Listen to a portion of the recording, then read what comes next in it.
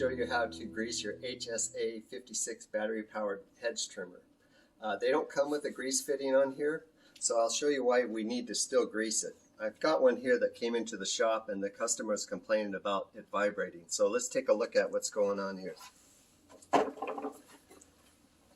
So I've taken this apart and I've already, there was a clip there I removed. So we'll pull this off and I'll just show you what's happened here.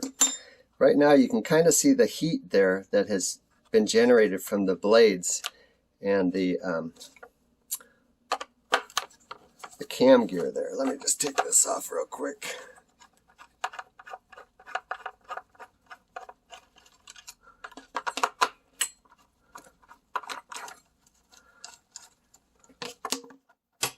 Okay, now when you turn this upside down, you can see the heat that's happening right there. So it's definitely, the grease has gone to the outside of the gearbox and there's nothing getting on the cam here. So this has got a hot spot, this has a hot spot, and of course the blades are going to have to be replaced because these are all worn out. Okay, so we'll take a look at mine and grease it up. Okay, so I just wanted to show you on the gas powered hedge trimmer here, the Stihl HS56.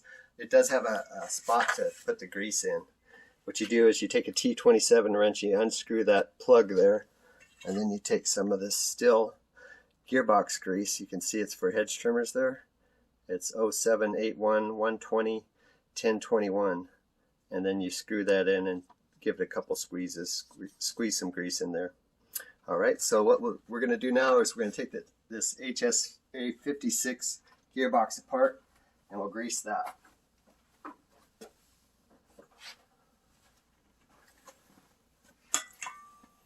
Okay, so I got a T27 wrench here, just 4 screws.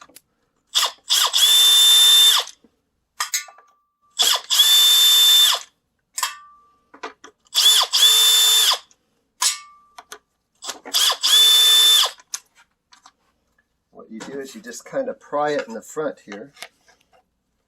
That will come loose a little bit.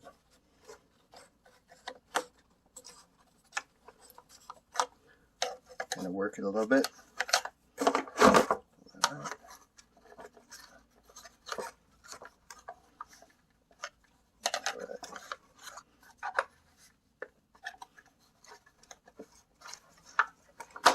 Okay, and you can see here it's got a tape sort of thing on the back to kind of hold it in place there. Now you can see on this one it does have some grease in there, so that's good news.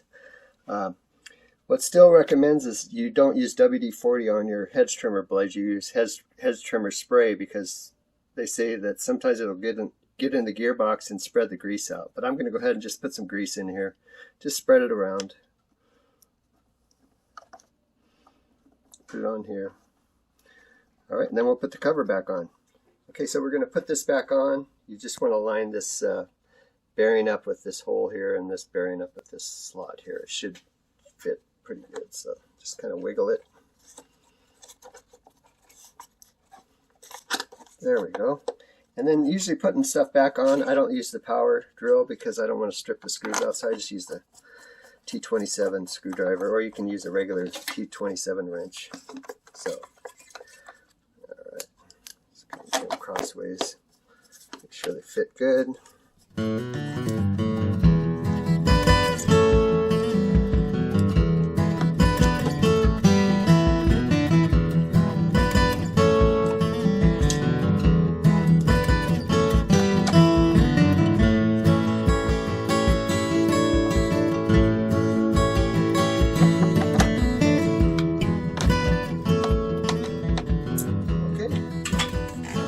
Now you're good to go. Thanks for watching. I hope you learned something. Have a good day.